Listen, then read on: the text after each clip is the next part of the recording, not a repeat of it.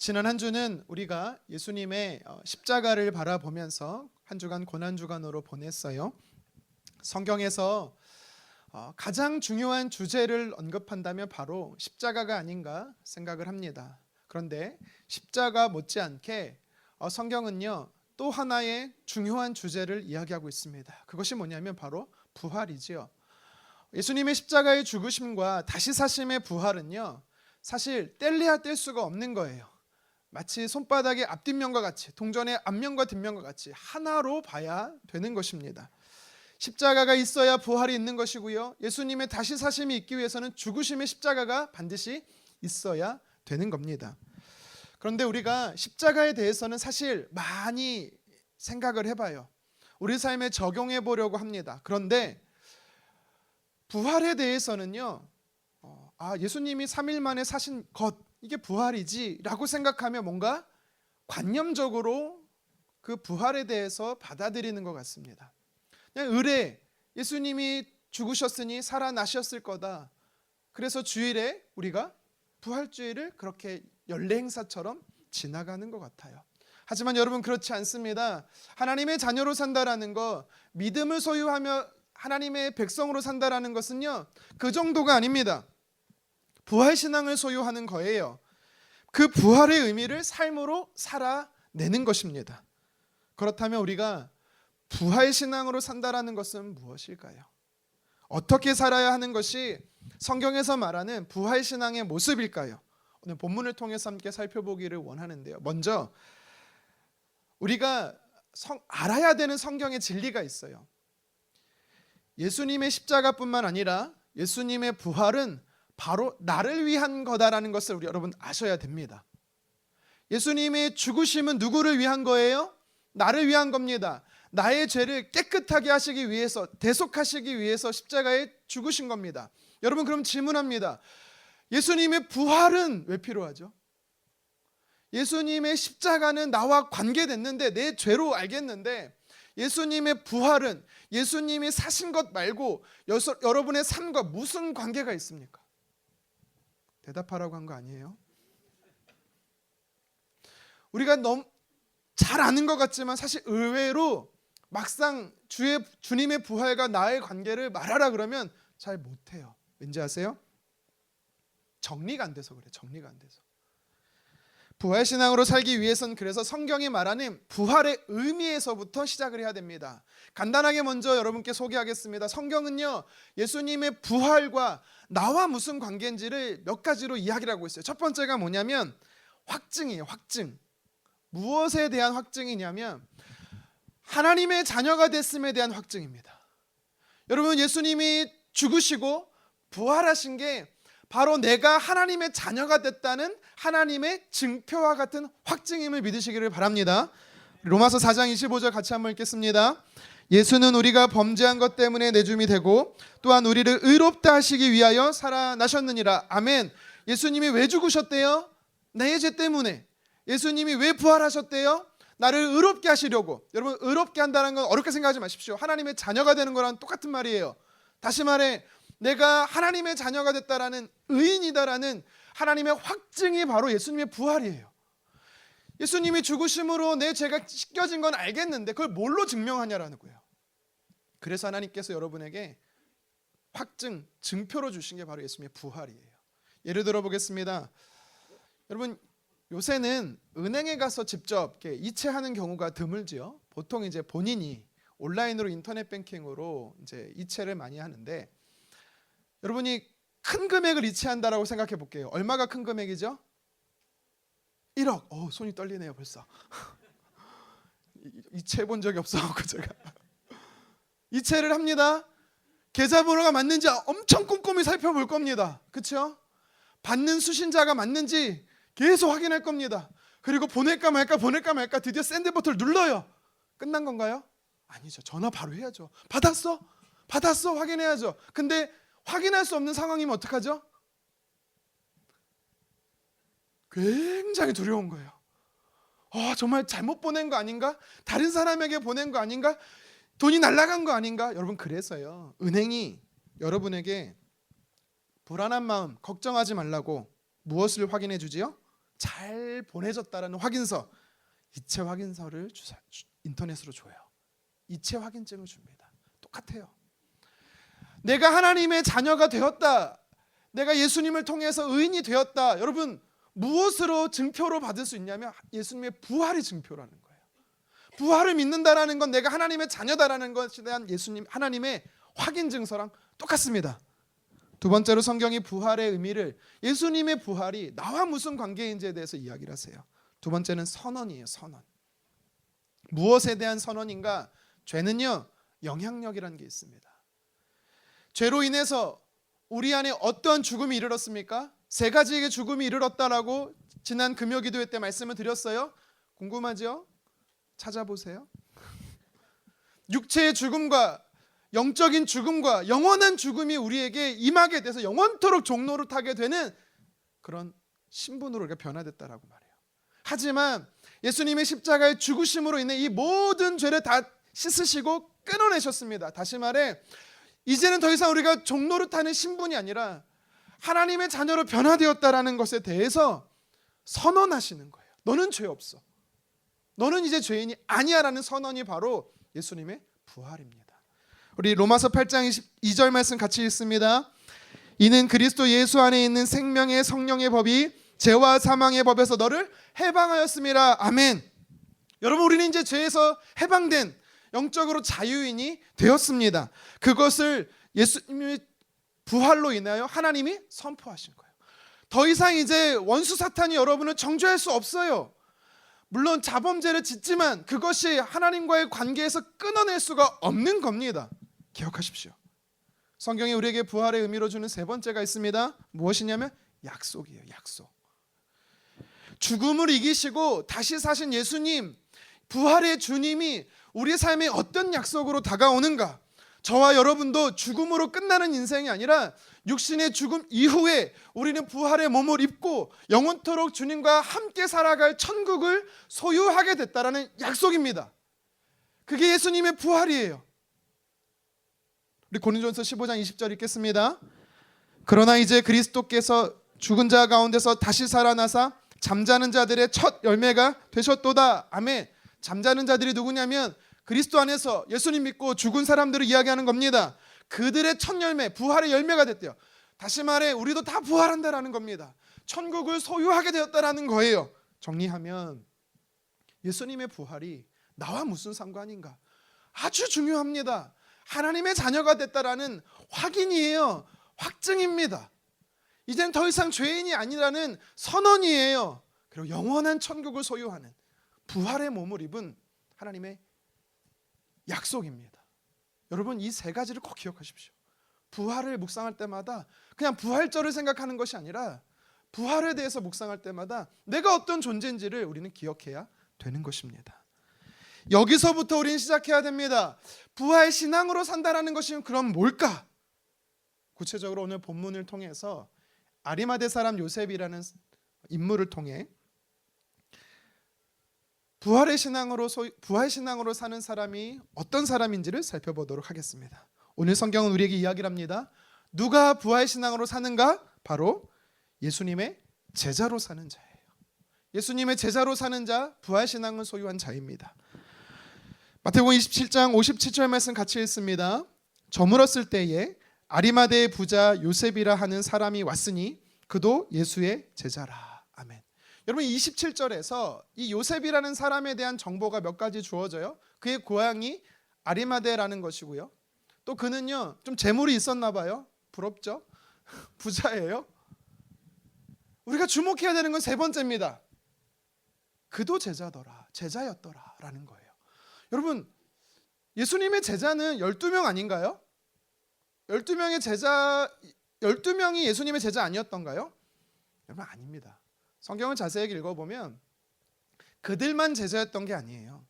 예수님께서 그들 12를 사도로 부르십니다. 사도라는 뜻은 보냄을 받았다라는 뜻이에요. 목적을 가지고 특별히 12명을 뽑았다라는 건데 그 12명이 어디에서 선발됐냐면 제자 그룹에서 선발됐다라고 성경은 이야기하고 있어요. 우리 같이 말씀 한번 볼까요? 누가복음 6장 13절입니다. 시작.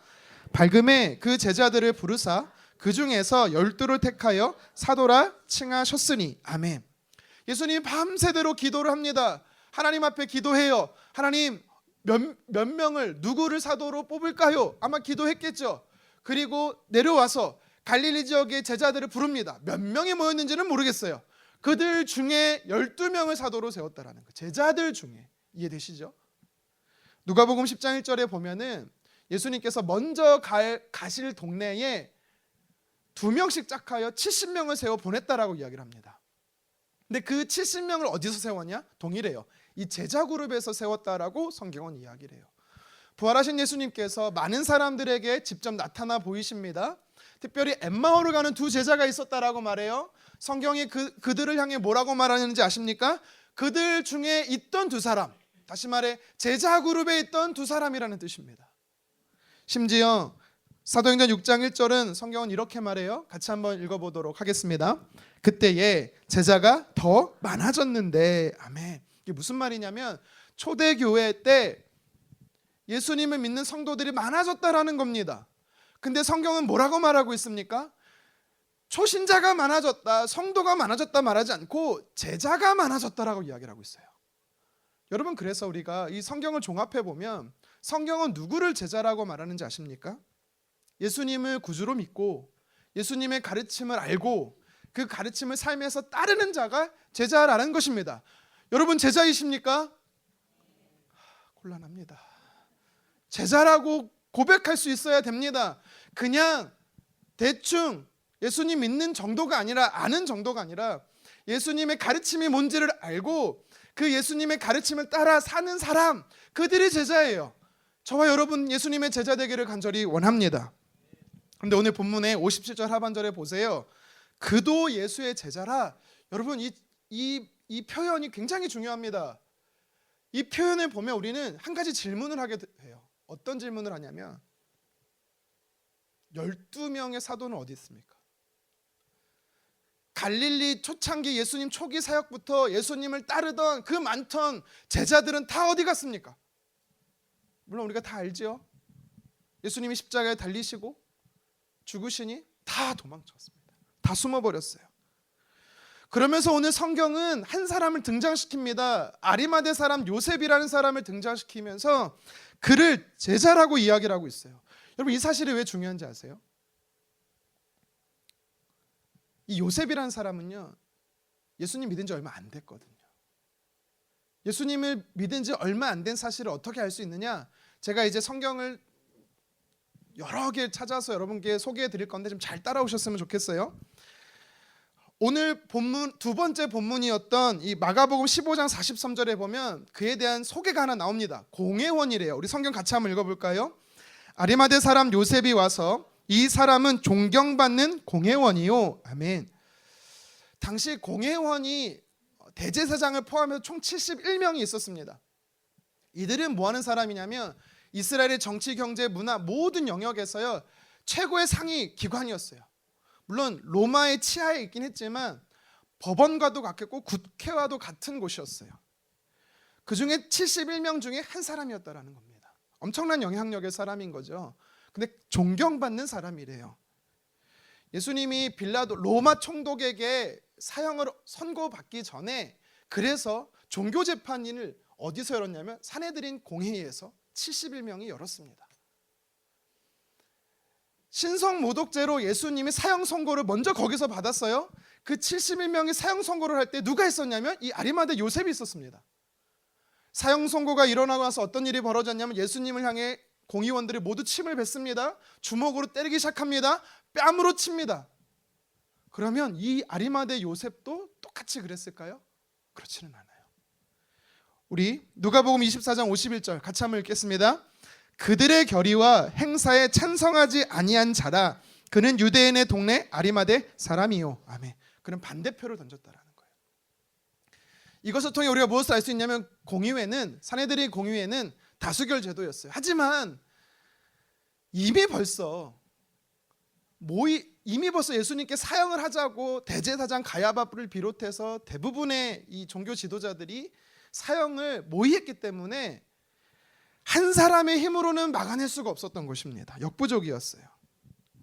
그러면 요셉이 공의원이라는 이 공회의원이라는 사실이 그가 예수님을 믿게 된, 나중에 믿게 된 거랑 무슨 관계가 있을까요? 자, 일단 아리마대 사람 요셉이 누군지를 좀 더 살펴보겠습니다. 요한복음에도 보면 그에 대한 소개가 있어요.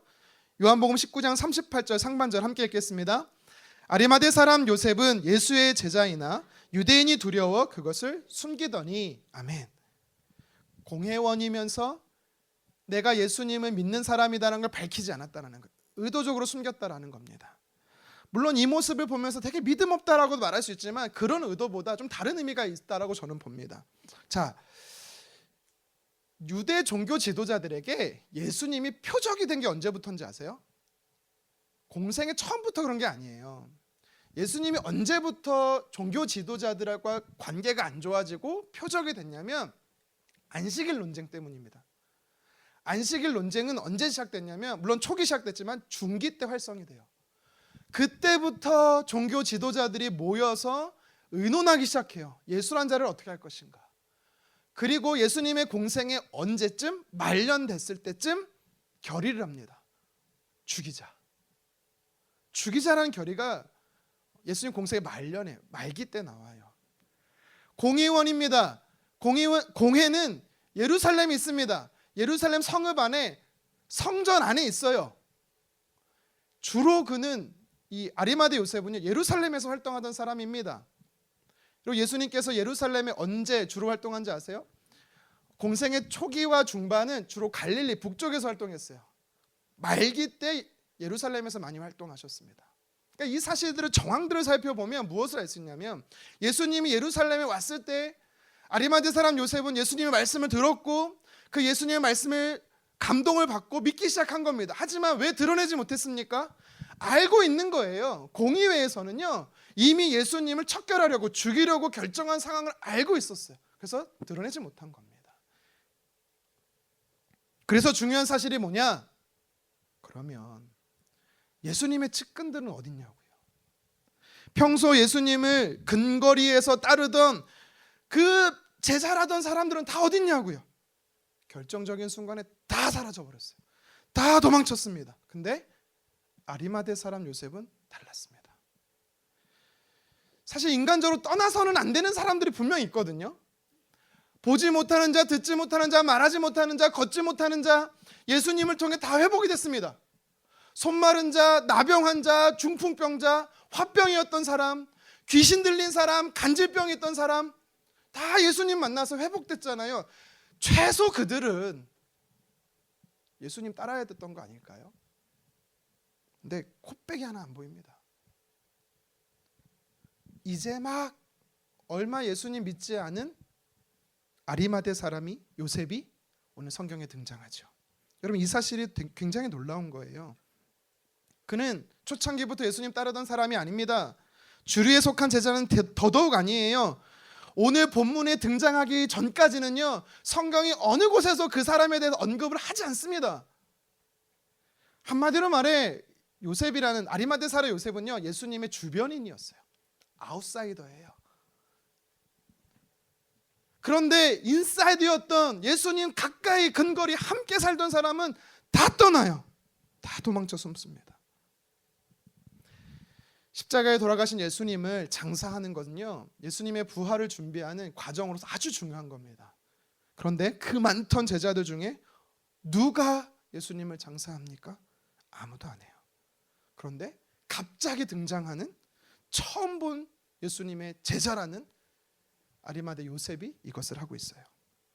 여러분, 그래서요, 우리는요, 부활신앙을 소유한 제자는 바로 이 아리마대 사람 요셉과 같아야 된다는 것을 깨닫게 되는 것입니다. 오늘 성경은요, 두 가지 면에서 부활신앙의 모습이 뭔지를 가르쳐주고 있어요. 첫 번째가 뭐냐면 위기의 순간에 자신의 신앙을 드러내라라는 것입니다. 위기 순간에 신앙을 드러내는 자가 진짜 부활신앙을 소유한 참 제자라는 거예요. 내가 신앙생활을 얼마나 했는데, 내가 어떤 직분을 가지고 있는데, 어떻게 교회를 섬겼는데, 여러분, 이거는 다 껍데기와도 같습니다. 빈수레고 요란한 꽹가리예요. 여러분, 그런 신앙생활 하지 마십시오. 그런 제자 되지 마세요. 평온할 때는 다 믿음 좋아 보여요.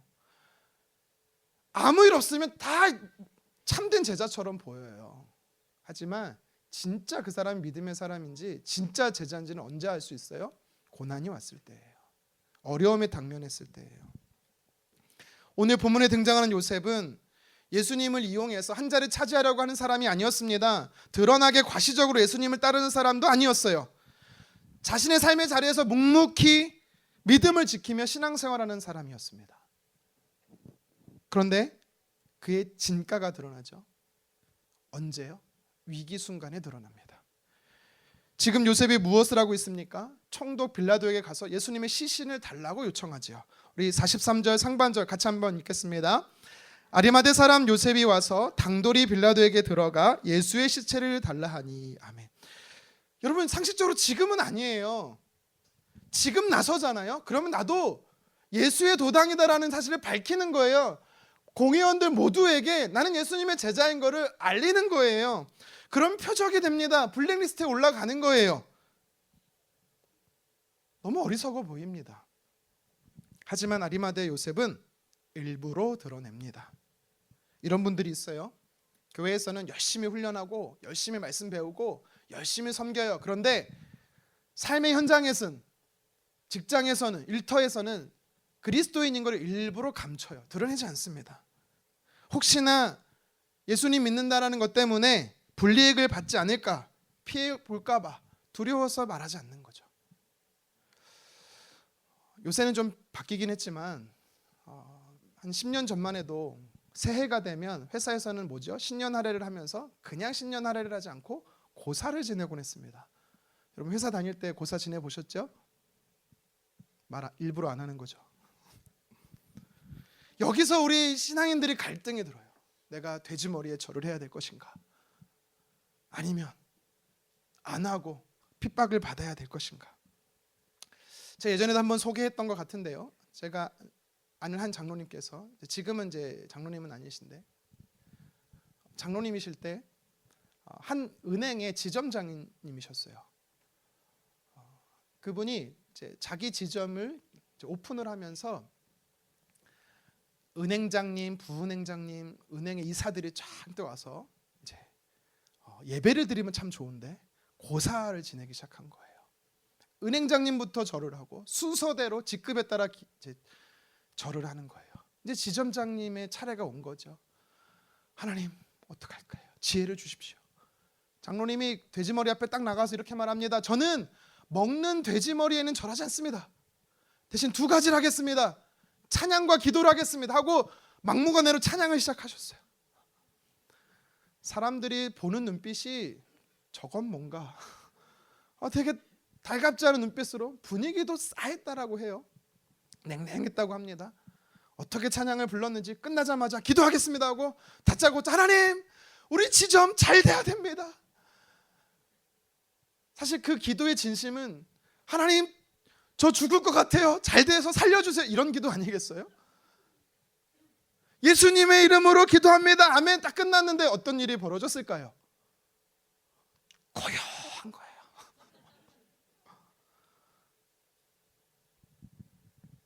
은행장님이 그럼 이상으로 고사 그만 지내지 하고 끝났대요. 그 이후로 이분한테 많은 변화가 있었어요.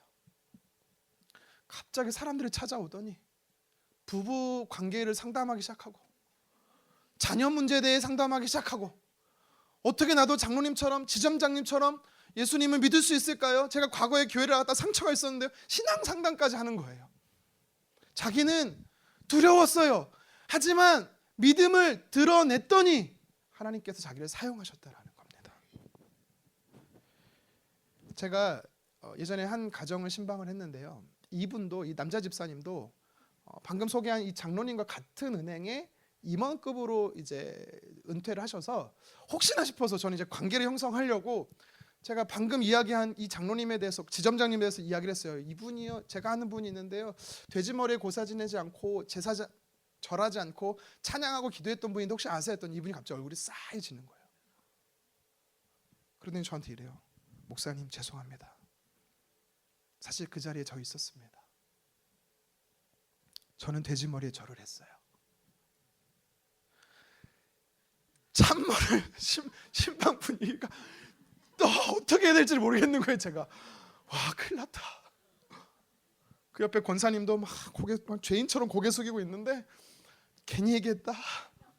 근데요, 그 집사님이 하시는 다음 이야기가 참 은혜가 됐습니다.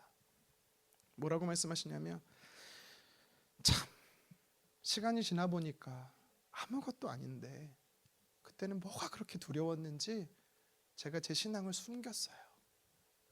그때 그 지점장 때문에 엄청 많이 반성했습니다. 회개했습니다. 그리고 저도요, 뭐 훌륭한 신앙은 아니지만 제 믿음, 신앙생활을 밝혔어요 라고 그분이 이야기하시더라고요. 여러분, 우리도 그렇지 않습니까? 제자들처럼 두려워 숨었던 제자들과 같지 않습니까? 아니면 이 집사님과 같지 않습니까? 손해볼 것 같고 피해볼 것 같으니까 내가 그리스도인임을 숨기지 않습니까? 근데 아리마대 사람 요셉은 어떻습니까? 어려움을 당할 수 있음에도 불구하고 그는요, 나 갔다라고 이야기를 합니다. 그는요, 알았어요. 뭘 알았냐면 예수님의 죽음이 끝이 아님을 알았어요.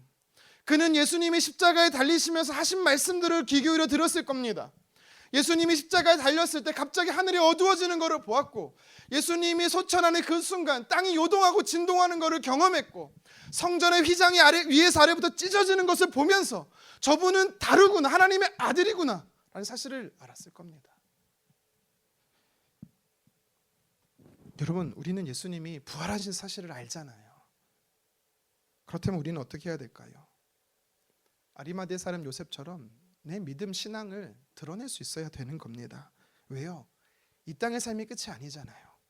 예수님처럼 다시 사는 인생이기 때문에 여러분, 우리는 두려워할 필요가 없는 겁니다. 오늘 본문에 이 아리마대 사람 요셉에 대해서요, 표현하는, 주목해야 될 만한 단어가 하나 나옵니다. 우리 43절 상반절 다시 한번 읽어볼까요? 아리마대 사람 요셉이 와서 당돌이 빌라도에게 들어가 예수의 시체를 달라 하니. 당돌이, 당돌하다. 여러분, 이 단어가 굉장히 중요합니다. 헬라어 원형을 보니까 톨마오라는 단어인데요, 두려워하지 않았다라는 겁니다. 용기를 냈다라는 거예요. 빌라도 앞에 갈 때 두려워하지 않고 강하고 담대히 나아갔다라는 겁니다. 그는요, 존경받는 공회원이었잖아요. 어쩌면 한순간에 그 직함을, 그 직분을, 그 권위를, 명예를 다 빼앗길 수 있습니다. 하지만 그는 그것을 두려워하지 않았다라는 거예요. 왜요? 사람들로부터 존경받는 위치보다 예수님을 위하는 삶이 그는 더 컸거든요.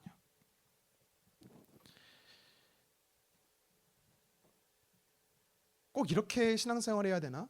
라고 생각할 수 있어요. 또 아리마대 요셉의 이 결단이 굉장히 위험해 보일 수도 있습니다. 하지만 여러분, 기억하십시오. 예수님 뭐라고 말씀하셨습니까? 우리 같이 한번 말씀 읽어볼까요? 마태복음 10장 32, 33절입니다. 누구든지 사람 앞에서 나를 시인하면 나도 하늘에 계신 내 아버지 앞에서 그를 시인할 것이요, 누구든지 사람 앞에서 나를 부인하면 나도 하늘에 계신 내 아버지 앞에서 그를 부인하리라. 아멘. 내가 사람들 앞에서 저는 하나님의 자녀입니다, 백성입니다, 예수 그리스도의 제자입니다, 저는 신앙인이에요, 정직히 고백하고 자신을 드러내기 시작할 때 어떤 일이 일어난대요? 하나님께서 그를 부정하지 않고 시인하신대요. 시인한다라는 건 뭐예요? 그의 삶은 책임져 주신다라는 겁니다. 여러분, 물론 제가 무조건 다 잘 됩니다라고 말하는 게 아닙니다. 진짜 제자, 진짜 신앙인은 결정적인 순간에, 위기의 순간에 내가 어떤 사람인지를 드러낼 수 있어야 돼요. 드러낼 땐 여러분 손해볼 수 있습니다. 하지만 성경은 또 뭐라고 우리에게 약속한지 알아요? 하나님께서 그 상황에서 건지신다라고도 약속을 해요. 우리 같이 말씀 읽겠습니다. 로마서 10장 11절입니다. 성경에 이르되 누구든지 그를 믿는 자는 부끄러움을 당하지 아니하리라 하니. 아멘. 부끄러움을 당할 수 있는 상황이거든요. 하지만 내가 거기서 당당하게, 담대하게, 두려워하지 않고 선포하면 하나님께서 그 상황을 회복시키고 역전시키신다라는 거예요. 이게 주님의 약속이에요. 여러분, 어쩌면 많은 경우, 두려워하는 많은 경우는 기우에 불과할 수 있어요. 우리는 위기의 순간에 자신의 신앙을 드러내야 합니다. 내 앞의 상황이 골리앗 같고 내 앞의 상황이 난공불락의 견고한 여리고성 같을지라도 여러분, 그것보다 더 크신 하나님이 여러분들을 시인하십니다. 여러분들을 부끄러움에서부터 건지십니다. 여러분, 이 사실을 우리는 믿어야 돼요. 예수님의 십자가의 죽으심이 나와 관계된 거예요. 예수님의 부활이 나와 관계된 겁니다. 예수님의 부활은 내가 하나님의 자녀됨의 확증이고, 죄 없음에 대한 예수님의 하나님의 선언이시고, 영원한 약속, 부활의 몸을 입고 영원토록 살게 될 약속. 여러분, 이 사실을 믿는 부활의 주인공들이라면 아리마대 사람 요셉처럼 위기의 순간에 내가 어떤 존재인지 담대하게 드러낼 수 있어야 돼요. 계속해서 오늘 말씀에 보면 부활신앙으로 사는 제자가 어떤 모습으로 살아야 하는지 이 아리마대 요셉을 통해 성경은 가르쳐주고 있어요. 두 번째가 뭐냐면 하나님 나라를 소망하는 사람이라는 거예요. 하나님 나라를 소망해야 됩니다. 우리 본문 15장 43절 하반절 같이 한 번 더 읽어보도록 하겠습니다. 이 사람은 존경받는 공회원이요 하나님의 나라를 기다리는 자라. 아멘.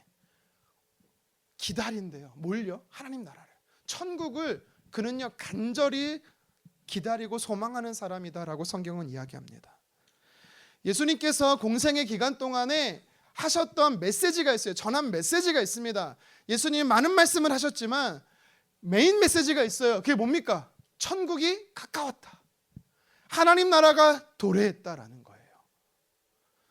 그 사실을 듣고 그 복음을 들었던 아리마대 요셉은요 믿었다라는 겁니다. 예수님이 말씀하시는 천국에 대한 소망을 그도 동일하게 품었다라는 거예요. 그래서 예수님이 비록 십자가에 죽으셨을지는 몰라도 예수님이 약속하신 하나님의 나라는 반드시 온다. 그는 믿었어요. 그래서 예수님의 시신을 수습할 수 있었던 겁니다. 내 소유를 빼앗기는 한이 있다 할지라도 그것보다 하나님 나라를 더 사모했습니다. 그는 지상의 부유함을 쌓는 자가 아니라 하늘의 부유함을 쌓는 자였습니다. 이 모든 용기는 하나님 나라에 대한 기대감에서 왔던 거예요. 비록 어떤 일이 내 삶에 일어날지는 몰라도 하나님 나라가 온다라는 사실이 그에게는 더 큰 기대함이고 소망이었습니다. 여러분, 아리마대 요셉과 같이 하나님 나라 천국을 소망하십니까? 여러분, 이 땅에 살아가면서 하늘나라를 소망하는 자가 진짜 부활신앙으로 살아가는 제자입니다. 우리가 기대하든 기대하지 않든 하나님 나라는 점점 가까이 다가오고 있어요. 내가 하나님 나라를 기대하며 사는 사람과 하나님 나라를 기대하지 않는 사람은 하늘과 땅 차이의 믿음의 차이로 사는 거랑 똑같습니다.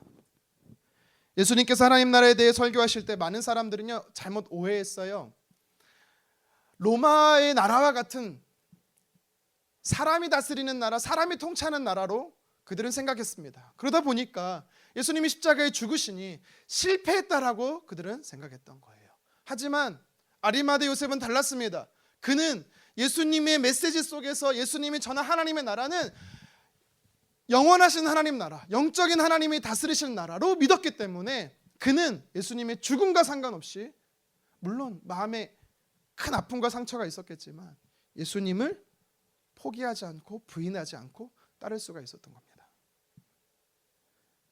성경은요 우리에게 분명히 말하고 있어요. 여러분들은 무엇을 기대하십니까? 하나님께 무엇을 소망하십니까? 잠시 있다 사라지고 마는 이 땅의 것을 하나님께 구하고 계시지 않습니까? 여러분, 이 땅의 것에 초점 맞추지 마세요. 우리 요한일서 2장 17절 함께 읽겠습니다. 이 세상도 그 정욕도 지나가되 오직 하나님의 뜻을 행하는 자는 영원히 거하느니라. 사람도 사라지고 물건도 물체도 다 사라진다라는 겁니다. 하지만 영원히 거하는 게 있는데 하나님 나라를 소망하는 사람만 영원히 거한다라는 것입니다. 하나님 나라를 기다리는 자는 오늘 본문의 아리마대 요셉과 같은 사람이 됩니다. 그러나 반대로 하나님 나라를 기대한다라고 말하면서, 하나님 나라를 천국을 소망한다라고 말하면서 이 땅의 것에 염려하고 걱정하고 근심하고 고민하고 그것에 목숨 걸고 온통 생각에 빼앗겨 살아간다면 그런 사람들은 부활을 관념적으로만 알 뿐 아직 부활신앙에 대해서 잘 모르시는 분들이에요. 여러분, 부활신앙을 지닌다라는 것은 현실을 무시하라는 소리치 절대 아닙니다. 현실 중요합니다. 하지만 부활신앙을 소유한 사람은 뭐가 다르냐면 이 땅의 것보다 하나님의 것이, 하나님 나라가 더 우선순위예요. 그게 먼저 앞서는 사람들입니다. 조지 베벌리 쉬아라는 분이 있어요. 네, 쉬아. 네. 사진을 보시면 네, 이분입니다. 이제 좀 오래된 분이긴 한데요. 아름다운 목소리를 가졌고 찬양을 참 잘하시는 분이었어요. 우리 목사님처럼. 근데 이분이 경제가 너무 가정 형편이 너무 어려웠어요. 그래서 학업을 유지할 수가 없고 그만두고 일을 해야 했습니다. 기회가 돼서 한 라디오 방송국에 가서 노래를 할 기회가 있어서 노래를 불렀는데 너무 좋다는 칭찬이 받은 거예요. 그래서 바로 정기 계약, 거액의 계약금, 정기적인 출연 요청을 받았습니다. 인기도 얻게 됐고요. 경제적인 어려움도 벗어날 수 있었습니다. 너무 잘 된 거죠. 그런데 이 소식을 듣고 이분의 어머니가 아들인 조지 쉬아에게 편지를 하나 보내요. 그 편지는 리아 밀러 부인이 쓴 시 한 편이었어요. 그 시 제목은 이렇습니다. 보여주시겠습니까? I'd rather have Jesus. 발음 좋죠? 나는 예수님을 더 원합니다. 라는 제목이었어요. 시 제목이었어요. 그 시를 계속 읽습니다. 그리고 생각에 잠겼습니다. 기도하기 시작했습니다. 주님, 저는 물질보다 예수님을 더 원하나요? 주님, 세상 명예보다 저는 예수님을 더 사랑하나요? 스스로 물었어요. 그러자 내면에 하나님의 감동이 들리기 시작했습니다. 아들아, 나는 너를 위해 나의 전부인 독생자 예수를 주었다. 너는 무엇을 선택하겠니? 한참을 망설였습니다. 그리고 그가 주님께 고백합니다. 하나님, 저는 예수님을 택합니다. 예수님이 저의 행복입니다. 그리고 나서 그 결정을 하고 나서 어머니가 보내신 그 시에 곡을 달았어요. 그게 바로 우리가 잘 아는 찬송가 94장 주 예수보다 귀한 것은 없네 라는 찬양입니다. 사람은요, 돈과 명예를 선택한 이 조지 쉬아가 이해가 되지 않았습니다. 하지만 그는요, 세상에 주지 못하는, 세상에 알 수 없는 기쁨과 감사로 가득 넘쳤다라고 고백을 합니다. 그가 오랫동안 사역을 했는데요, 1983년 74세가 돼서 백발이 되었을 때도요, 네덜란드 암스테르담에서 열린 세계 전도대회에서요 특송을 해요. 사진 보여주시겠습니까? 이곳에서 특송을 합니다. 빌리 그레엄 목사님이 먼저 설교하시고 그 이후에 찬양을 불렀어요.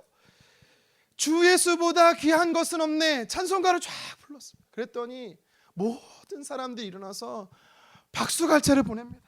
너무 찬양 잘한다고. 그런데요, 그 박수갈채를 멈추는 거예요. 여러분, 멈추시라고. 멈추세요. 저는 진심으로 감사하지만 여러분의 뜨거운 박수갈채보다 예수님이 더 좋습니다. 여러분, 우리는 어떤 신앙인이 되어야 할까요? 하나님 나라를 꿈꾸는 신앙인 됐으면 좋겠습니다. 하나님 나라를 소유하는, 내 마음에 천국을 소망하는 하나님의 사람 됐으면 좋겠습니다. 내 지위와 명예, 심지어 부유함까지도 물론 귀하지만 그것보다 더 귀한 것, 하나님 나라, 곧 도래할 하나님의 나라, 진짜 우리가 영원토록 살아갈 천국, 여러분 진짜예요. 그것을 소유하십시오. 잠시 잠깐 살다가는 이 세상, 이 땅의 것이 목표가 되지 않았으면 좋겠습니다. 저와 여러분이 이 시대에 아리마대 사람 요셉이 돼서 하나님 나라를 소망하여서 부활신앙을 소유하는 제자로 살아가기를 간절히 원합니다. 말씀을 정리하겠습니다. 예수님의 부활은 단순히 예수님만을 위한 부활이 아닙니다. 예수님의 부활은 나와 관계된 거예요. 여러분, 그래서 이제는 앞으로 부활에 대해서 우리가 논할 때 부활절을 생각하지 마십시오. 예수님의 부활을 논할 때는 꼭 세 가지를 기억하세요. 내가 하나님의 자녀구나. 하나님의 자녀로서 주신 하나님의 확증. 나는 더 이상의 죄인이 아니라고. 예수님의 선언. 그리고 다시 예수님처럼 죽음으로 끝나는 인생이 아니라 예수님처럼 새로운 몸을 입고 영원토록 주님과 함께 살아가게 될 그 천국, 그 삶에 대한 약속. 예수님의 부활을 나와 관계된 걸로 여러분 묵상하십시오. 이 부활을 소유한 자는요 달라집니다. 다른 사람을 살게 돼 있어요. 오늘 성경은요 아리마대 사람 요셉을 통해서 부활 신앙으로 사는 자는 참 제자로 산다라고 말합니다. 위기의 순간에 자신을 숨기지 않습니다. 자신이 예수님의 사람임을 드러냅니다. 눈앞의 현실보다 하나님 나라를 더 크게 봅니다. 세상의 지위와 명예의 안전보다 도래할 하나님 나라를 기다립니다. 그러므로 사랑하는 성도 여러분, 저와 여러분이 이 시대 아리마대 사람 요셉이 돼서 진짜 부활신앙을 소유하는 제자 되기를 원합니다. 두 가지를 기억하십시오. 성경은 두 가지를 얘기했어요. 신앙을 드러내라는 거예요. 믿음을 드러내라는 겁니다. 세상은요 좀 조용히 신앙생활하라고, 티내지 말고 신앙생활하고, 혼자 믿으라고. 근데요 성경은 우리에게 뭐라고 말하는지 아세요? 드러내라고 이야기를 해요. 위기 순간일수록 더 드러내라고 이야기를 합니다. 그게 진짜 부활신앙을 소유한 제자입니다. 성경은 두 번째로 하나님 나라를 소망하라고 합니다. 하나님 나라를 기대하래요. 세상에 줄 수 없는 만족과 기쁨이 영원토록 주님과 함께 거할 그곳에 있습니다. 이 땅은 잠시 잠깐 지나가는 곳이에요. 여러분 제가요 벌써 반백년 살았어요. 물론 좀 덜 살았긴 했지만 아내와 찍은 사진 봤는데 누군지 모르겠더라고요. 금세 지나갑니다. 사람도 사라지고요. 그렇게 열심히 쫓았던 것도 금세 사라집니다. 하지만 영원히 남는 건 있어요. 하나님 나라입니다. 저와 여러분이 삶의 현장에서 위기의 순간에 우리의 믿음을 더 드러내고 하나님 나와 함께 하실 뿐만 아니라 저 천국을 소망함으로 이 땅의 것보다 하나님이 허락하실 그 나라를 더 사모함으로 부활신앙의 참 제자 되는 저와 여러분 되기를 주님의 이름으로 축원합니다.